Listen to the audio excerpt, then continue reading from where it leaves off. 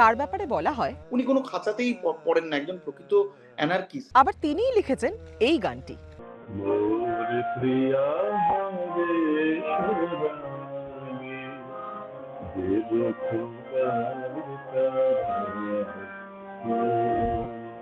তিনি বাংলাদেশের জাতীয় কবি কাজী নজরুল ইসলাম, বাংলা সাহিত্যের অন্যতম উজ্জ্বল নক্ষত্র। আপাত দৃষ্টিতে যার পরস্পর বিরোধী ব্যক্তিত্বের পেছনে রয়েছে আপোষহীনতা। নজরুল বরাবর তার লেখায় মানবতা, ধর্মনিরপেক্ষতার কথা বলে গিয়েছেন।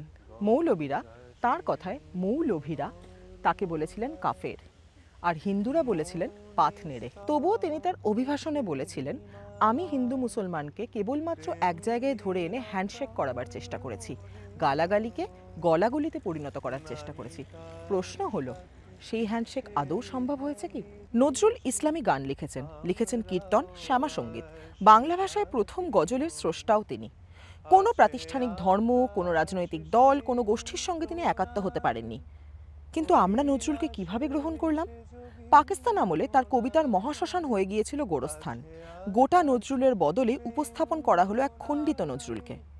ব্রিটিশ বিরোধী আন্দোলনের সময় উনি যা লেখালেখি করতেন এবং উনি অসাম্প্রদায়িক যে চেতনা তার মধ্যে কাজ করত, এই কথাগুলো উনি যখন লেখালেখি শুরু করলেন, তখন কিন্তু আমাদের সম্প্রদায়ের মানুষরা ওনাকে কেউ কেউ, সবাই না, কাফের হিসেবে সম্বোধন করা শুরু করলেন। অর্থাৎ তিনি মানে আমাদের ধর্মের বিরোধী একজন লোক।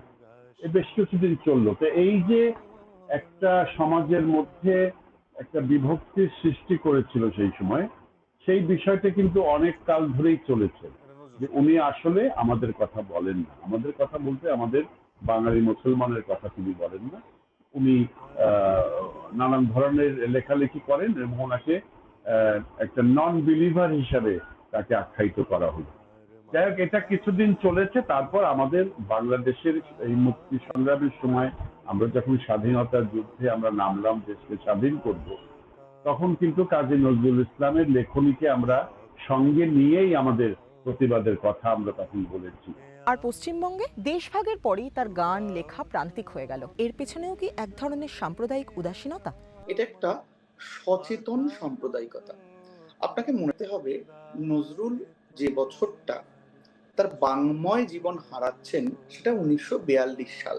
42-এর পর বাংলার রাজনীতির ডিসকোর্স, ভাষ্য, বাংলার রাজনীতির অভিমুখ খুব খুব ভয়ঙ্করভাবে বদলাতে শুরু করে। 42-এ তার নির্বাক হয়ে যাওয়াটা বা বাংলার রাজনীতির চলনের ঠিক উল্টো দিকে গিয়ে দাঁড়িয়েছিল। অর্থাৎ রাজনীতিতে এর পর থেকে 43 থেকে যেমন দুর্ভিক্ষ বেড়েছে, তেমনি বেড়েছে ধর্মান্ধতা, তেমনি বেড়েছে উগ্রতা, দুপক্ষের উগ্র মৌলবাদ।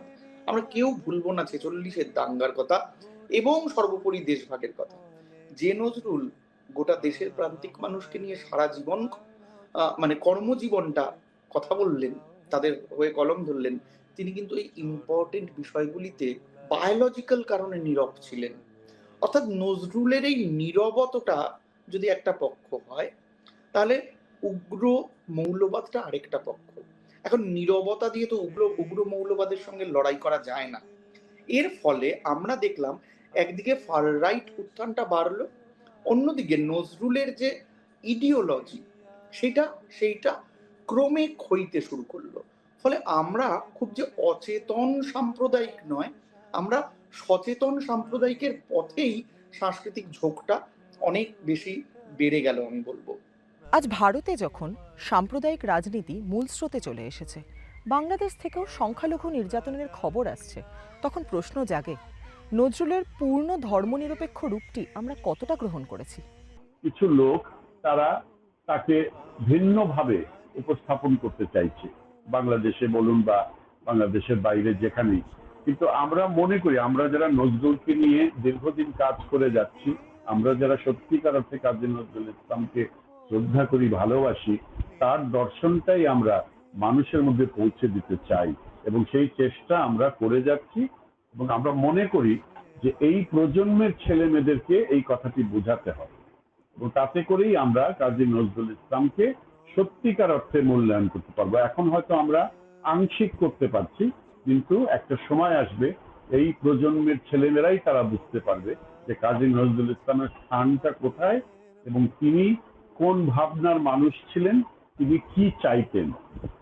মনে রাখতে হবে নজরুলকে কিন্তু হিন্দু মুসলিম, যারা অধিক হিন্দু যারা অধিক মুসলিম, দুপক্ষই দুদাক ছেটে নিতে চেয়েছিল। কাজে নজরুল তাদের সবারই মাথা ব্যথা। কাজে শুধু পশ্চিমবঙ্গ নয়, বাংলাদেশেও নজরুল খুব বড় মাথা ব্যথার কারণ। এবং এবং সারা ভারতেই নজরুল ইসলামকে যে কিভাবে রাখা যাবে, কোন খাঁচায় ঢোকালে সুবিধে হবে, উনি কোনো খাঁচাতেই পড়েন না, একজন প্রকৃত অ্যানার্কিস্ট। এবং ভারতের যে স্পিরিট, বহুত্ববাদী স্পিরিট, সেকুলার স্পিরিট, সেটা তিনি ধারণ করে রয়েছেন। আজ থেকে 100 বছর আগে নজরুল ভাষার সাম্প্রদায়িকতা ও ধর্মীয় মৌলবাদের বিরুদ্ধে কঠোর আঘাত হেনেছিলেন। মানবতায় বিশ্বাস রাখার কথা বলেছিলেন। আজ আমাদের দরকার সেই বিশ্বাসটুকুই জিইয়ে রাখা।